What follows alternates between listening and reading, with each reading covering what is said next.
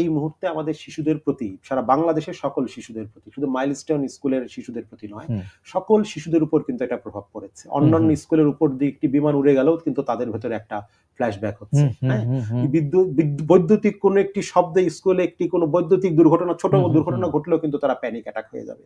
আমরা স্কুল কলেজগুলোতে যে পড়াগুলো পড়াই, সেই পড়াগুলোর একমাত্র উদ্দেশ্য হচ্ছে পরীক্ষায় ভালো নাম্বার পাওয়া, জিপিএ 5 পাওয়া। কিন্তু সেই জায়গাটিতে কি আমরা এই শিক্ষাটি তাকে দিয়েছি যে কোন জায়গাটিতে তুমি কখন সংবেদনশীল আচরণ করবে আর কখন সংবেদনশীল আচরণ করবে না? আমি একদম আপনাকে মানে কোট আনকোট করে বলতে পারি, এরকম বাবা মা আছেন, আমার মানে নিজের কানে না শুনলেও আমি শুনেছি এই ঘটনার পরে, বলেছেন যে তোমার তো কিছু হয়নি, তোমার স্কুলে তো এরকম বিমান দুর্ঘটনা হয়নি, তুমি কেন পড়া ফাঁকি দিচ্ছ, তুমি পড়তে বসো, তোমার স্কুলে কি আজকে প্লেন ক্র্যাশ করেছে কিনা? তার মানে তিনি তার সন্তানকে একটি অসংবেদনশীলতার জায়গায় কিন্তু নিয়ে যাচ্ছেন।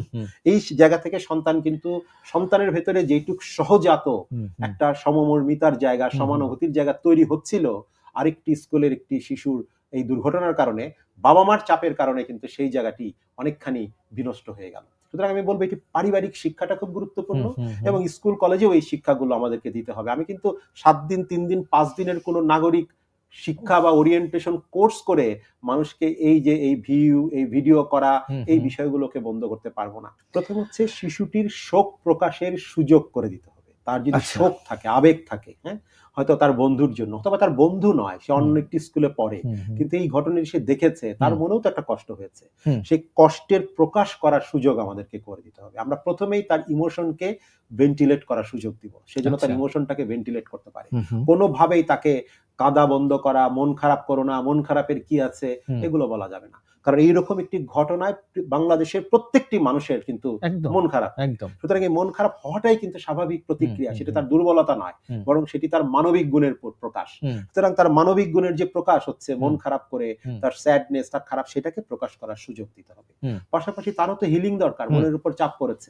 সেই কারণে প্রথমতই যেটি আমরা বলবো, তার ঘুমের যে সমস্যাটি হয়, তার ঘুমের সমস্যাটাকে ঠিক করার চেষ্টা করতে হবে।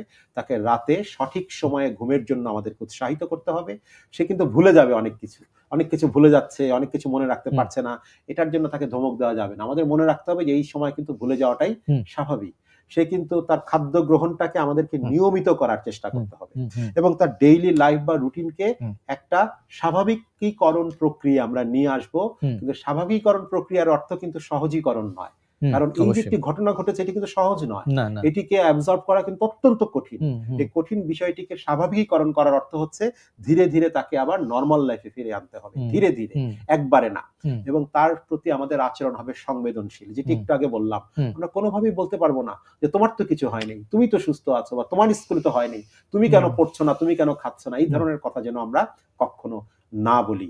মা বাবা তাদের সাথে গুণগত সময় দিবেন, কিছুটা রিক্রিয়েশনের প্রয়োজন পড়তে পারে, রিক্রিয়েশনের প্রয়োজন পড়লে এই সামাজিক যোগাযোগ মাধ্যম বা এই ধরনের মাধ্যমে বিভৎস ছবির দিকে না তাকিয়ে ঘরে কিছু ইনডোর গেমস এর আয়োজন করতে পারেন, ক্যারাম, লুডো খেলা, যার যার ধর্ম অনুযায়ী প্রার্থনার আয়োজন করতে পারেন, মৃতদের জন্য একটা করতে পারেন, বাইরের মুক্ত বাতাসে বেড়াতে নিতে পারেন। আমরা বলি গ্রিন থেরাপি, গ্রিনারিতে যদি নিয়ে যান তাহলে কিন্তু তার একটা সুদিংনেস তৈরি হবে, মনের ভিতর খানিকটা স্বাভাবিক হয়ে আসার প্রক্রিয়া শুরু হবে। গ্রিফ রিয়াকশনটা, যেটাকে আমরা বলি মৃত্যুর শোকের পরে বা বড় শোকের পরে যে রিয়াকশনটা আমাদের হয়, সেটি অনেকখানি কমতে থাকবে।